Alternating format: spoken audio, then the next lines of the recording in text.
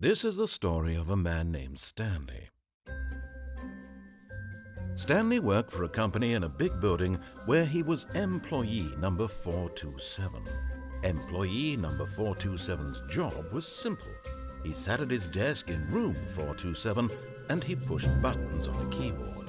Orders came to him through a monitor on his desk, telling him what buttons to push, how long to push them, and in what order.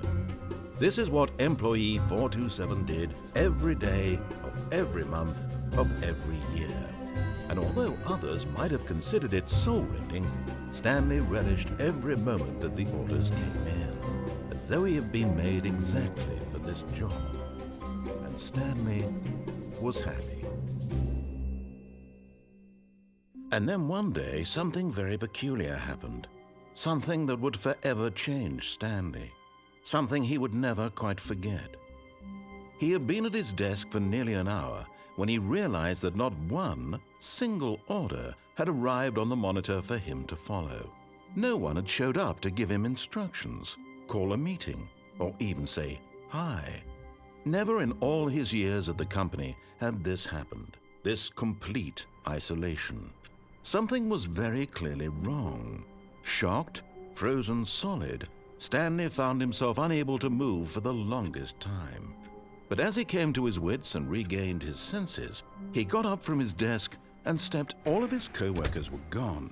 What could it mean? Stanley decided to go to the meeting room. Perhaps he had simply missed a memo. Stanley picked up the bucket.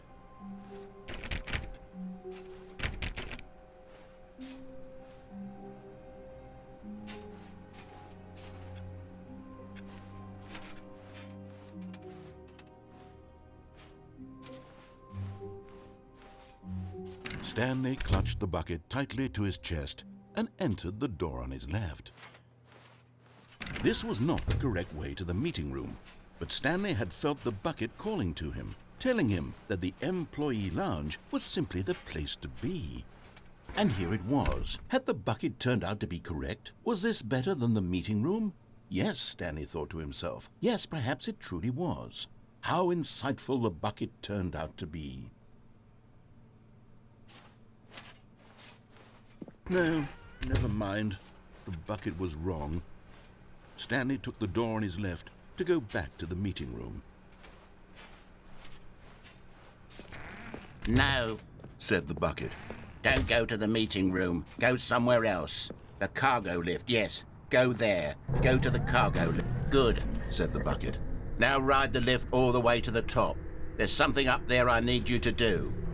Stanley did not question why or how this bucket was speaking to him. It should have alarmed him, of course, because buckets can't talk. But Stanley chose not to think about this obvious fact. He was firmly convinced that the bucket had spoken to him, and he unthinkingly did whatever the bucket asked.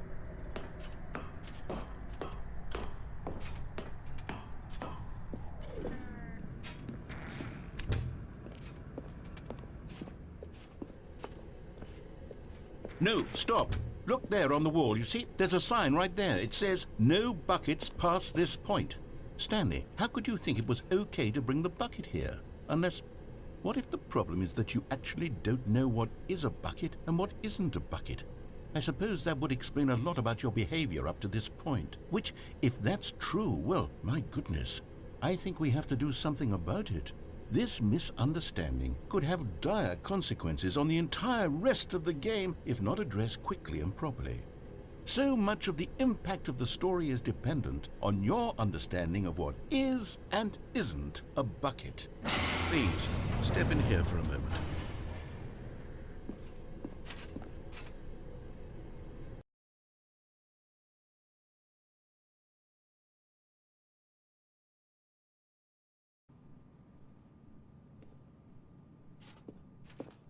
Now then, I'm going to run you through some test scenarios and you'll tell me whether or not the thing I'm showing you is a bucket. Simple enough, right?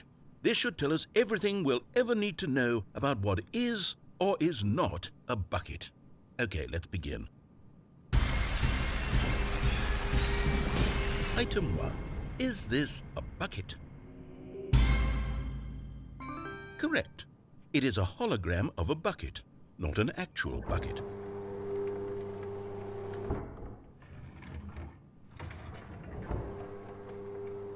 Item 2.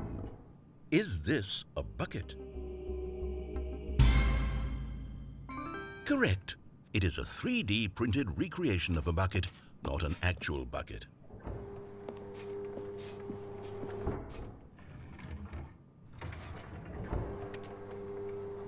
Item 3. Is this a bucket? Incorrect. This is a bucket.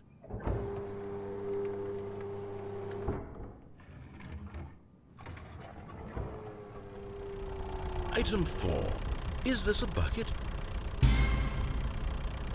What? Are you hallucinating? This is a tractor. It's an enormous machine that tills the earth. I thought this was a gimmick. How on earth did you manage to screw it up? Absolutely incredible. Let's just move on to the next one.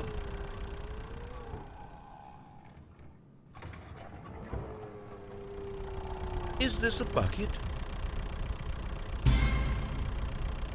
Correct. This is a bucket.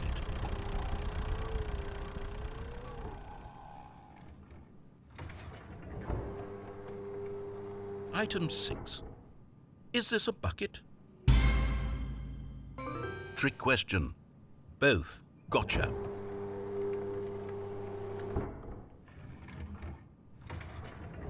Item... Wait, hold on. I can't find the next one. Let me see. It should be around here somewhere.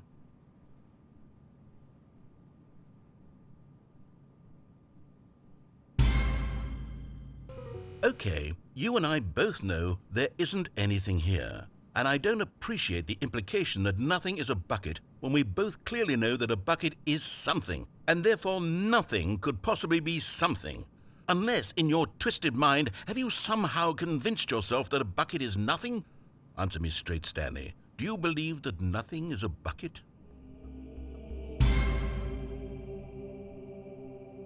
You know what? I'm too confused to even sort it out. I've lost all sense of perspective. What is a bucket? What isn't a bucket? Mere moments ago I could answer these questions with confidence, and yet now I'm somewhat adrift. Do any of us know what a bucket is? Am I a bucket? Stanley, I can't keep doing this. I'm losing myself, and myself was all I ever had to begin with. I'm afraid the bucket is threatening to tear our relationship apart. I can't have that. I'm sorry. But I'm going to erase all buckets from the game entirely. Okay, here we go.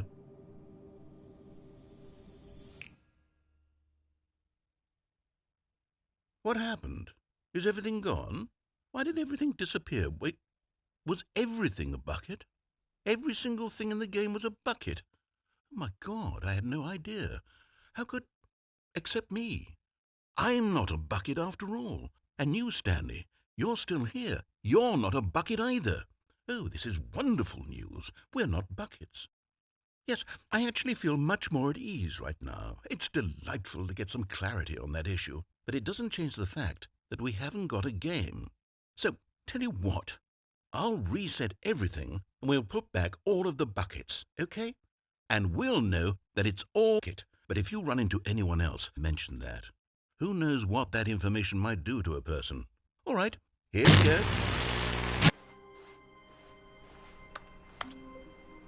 Stanley lifted the bucket into his arms, and a wave of comfort rushed over him. Stanley clutched the bucket tightly to his chest and entered the door on his left.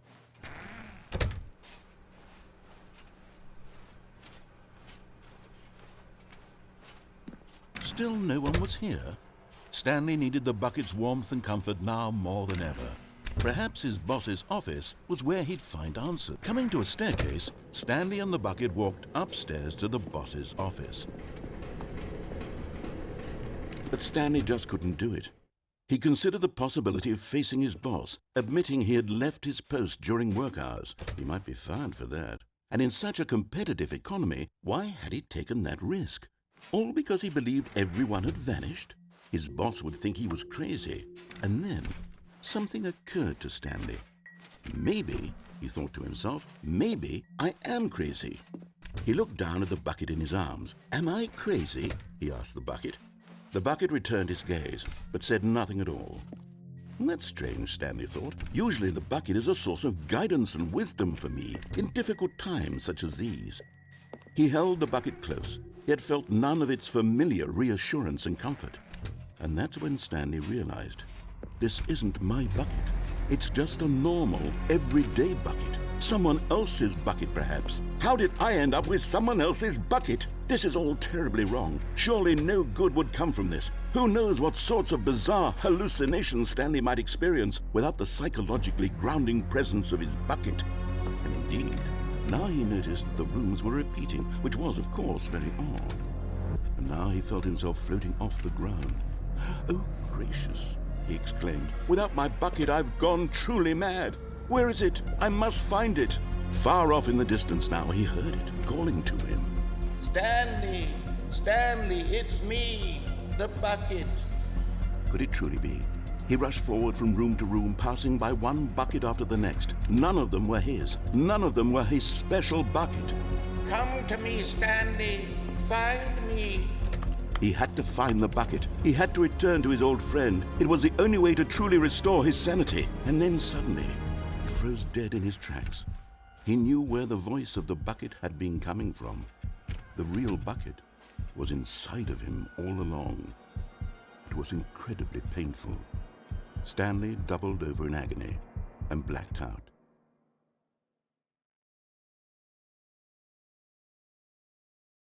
This is the story of a woman named Mariella. Mariella woke up on a day like any other. She arose, got dressed, picked up her bucket of comfort and security, and walked to her place of work. But on this particular day, her walk was interrupted by the body of a man who had stumbled through town, talking and screaming to himself, and then collapsed dead on the sidewalk. Right away, she knew what the problem was. This man had no bucket. Of course he'd gone mad, ranting and raving about a narrator describing all of his actions and how everything is predetermined and free will is an illusion and it's all just a video game. It could all have been prevented if only he'd taken his bucket with him. Perhaps he didn't even realize he'd forgotten his bucket at home in the first place. How cruel the world can be, Mariella thought, and she hugged her own bucket even tighter. But of course, she had no time for this. There were a myriad of confusing problems she would soon have to confront at work, for which her bucket would provide absolute guidance and total clarity on everything. Heck yes, she thought to herself, my life kicks backflipped all the way to work.